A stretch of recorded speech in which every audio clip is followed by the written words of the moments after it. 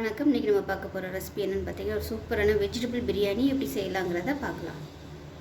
இப்போ பார்த்தீங்கன்னா, பிரியாணிக்கு வந்து நம்ம ஒரு பேஸ்ட் ரெடி பண்ணிக்கலாம். இதில் பார்த்தீங்கன்னா ஒரு 10 பல் பூண்டு எடுத்திருக்கேன்.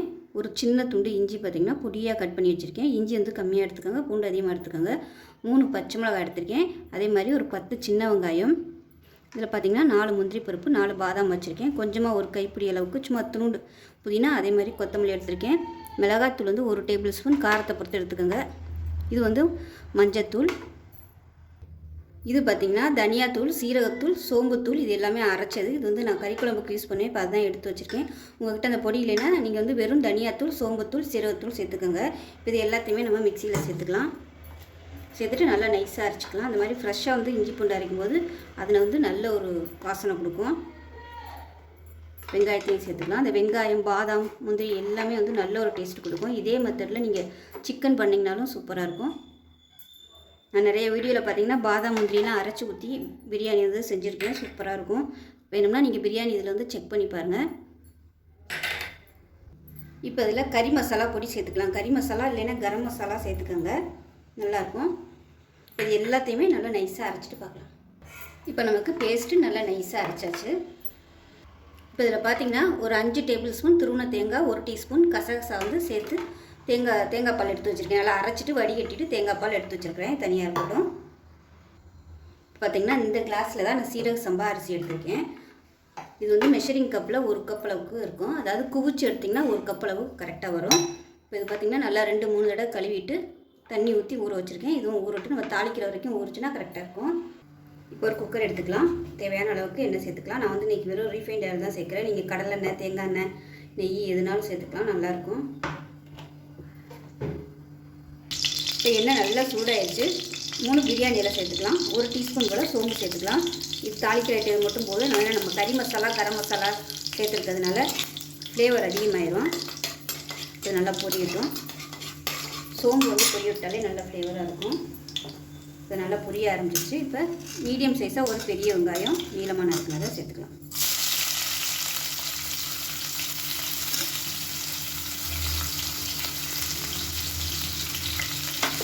வெங்காயம் நல்லா வதங்கட்டும். வெங்காயம் வதங்குறதுக்கு உப்பு சேர்த்துக்கலாம். சீக்கிரமாகவே வதங்கிடும்.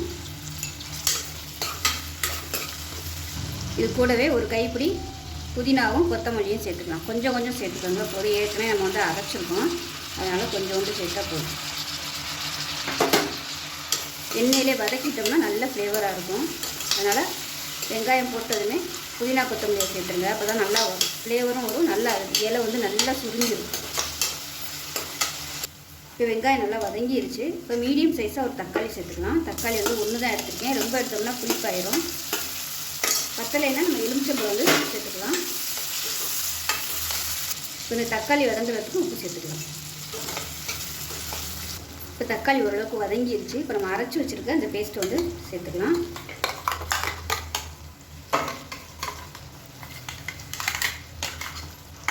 சேர்த்துட்டு நல்லா எண்ணெயில் வதக்கி விட்டுக்கலாம். மீடியமான ஃப்ளேமில் பச்சை வாசனை போகிற அளவுக்கு வதக்கி விட்டுக்கலாம். இப்போ இது நல்லா வதங்கி எண்ணெய் பிரிஞ்சு தொக்கு மாதிரி வரணும். அதுக்கப்புறம் நம்ம காய்கறிகளை சேர்த்துக்கலாம். இப்போ இந்த மசாலாவுக்கு தேவையான உப்பு சேர்த்துக்கலாம். இப்போ பார்த்திங்கன்னா மசாலா நல்லா வதங்கி எண்ணெய் பிரிய ஆரம்பிச்சிருச்சு பாருங்கள். இந்த ஸ்டேஜ் வரைக்கும் வதக்கி விட்டிங்கன்னா உங்களுக்கு பிரியாணி நல்லா சூப்பராக டேஸ்ட்டாக வரும். இதில் வந்து நம்ம காய்கறிகளை சேர்த்துக்கலாம்.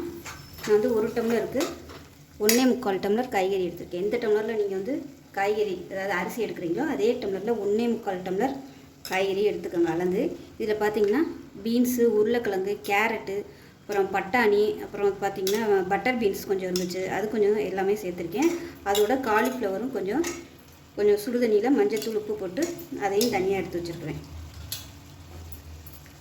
ஸோ பட்டாணி பார்த்திங்கன்னா ஃப்ரீசரில் வைக்க மறந்துட்டேன். வெளியிலே வச்சதுனால அது கொஞ்சம் முளை விட்டுருச்சு பட்டாணி எல்லாமே.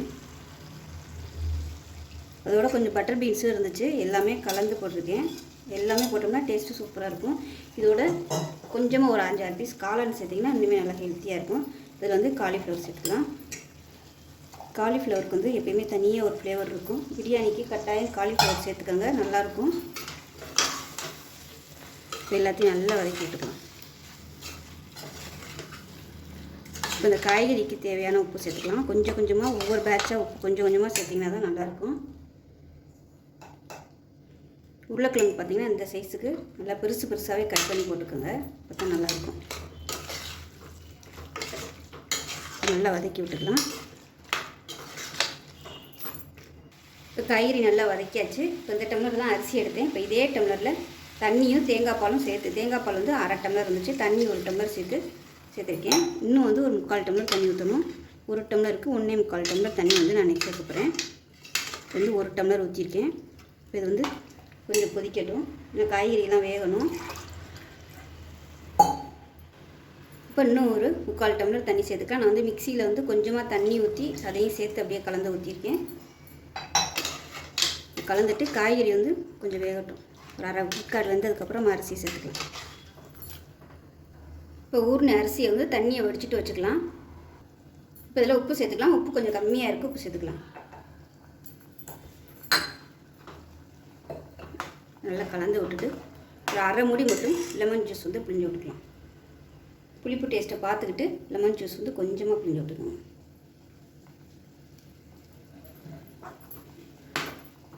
இப்போ காய்கறி நல்லா வெந்திருக்கும், ஒரு 1/2 விக்காடு. இப்போ நம்ம ஊற வச்ச அரிசியை சேர்த்துக்கலாம்.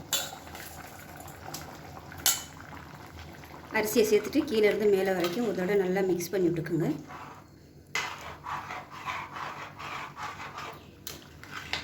மிக்ஸ் பண்ணி விட்டுட்டு குக்கரை மூடி வச்சிடலாம். மூடி வச்சுட்டு 2 விசில் விட்டுட்டு ஸ்டீம் போனதுக்கப்புறம் இப்போ ஸ்டீம் போயிடுச்சு. எப்படி இருக்குன்னு பார்க்கலாம். பிரியாணி பாருங்கள், நல்லா அருமையாக வந்துச்சு. நல்லா வாசமாக இருக்குது. கீழேருந்து மேலே வரைக்கும் நல்லா பரட்டி விட்டுக்கலாம். இது வந்து சூடாக இருக்கையில் இப்படி தான் இருக்கும். ஆறுச்சுன்னா நல்லா உதிரியாக வந்துடும். மசாலாலாம் எல்லாம் நல்லா ஒன்றா கலக்கிற மாதிரி கலந்து விட்டுக்கோங்க. அவ்வளோதான், அருமையான வெஜிடபிள் பிரியாணி ரெடி ஆகிடுச்சு. ஆறுச்சுன்னா நல்லா உதிரியாக வந்துடும். உங்களுக்கு சூப்பராக ரெடி ஆகிடுச்சு. இப்போ ஒரு பிளேட்டில் சர்வ் பண்ணிடலாம். இதுக்கு வந்து சைடிஷே தேவையில்லை, ஏன்னா எல்லா காய்கறியுமே இதில் இருக்கிறதுனால ரொம்பவே சூப்பராக இருக்கும். லஞ்ச் பாக்ஸ் கூட நீங்கள் இது மாதிரி செஞ்சு கொடுத்து விடலாம். இப்போ பார்த்திங்கன்னா வெஜிடபிள் பிரியாணியும் தயிர் ஊற்றாத வெங்காய பச்சடி ரெடி ஆகிடுச்சு. நான் என்கிட்ட இப்போதைக்கு தயிர் இல்லை, இனிமேல் வாங்கிட்டு வந்து தான் ஊற்றி மிக்ஸ் பண்ணணும். அதனால் லெமனும் உப்பு மட்டும் போட்டு கலந்து வச்சுருக்கிறேன். ஸோ அவ்வளோதான். இதே மெத்தடில் செஞ்சு பாருங்கள். செஞ்சு பார்த்துட்டு எப்படி வந்துச்சுங்கிறத சொல்லுங்கள். வீடியோ பிடிச்சிச்சுன்னா லைக் பண்ணுங்கள், கமெண்ட் பண்ணுங்கள், சேனலை சப்ஸ்கிரைப் பண்ணுங்கள், பக்கத்தில் உள்ள பெல் பட்டனையும் ப்ரெஸ் பண்ணுங்கள். நன்றி.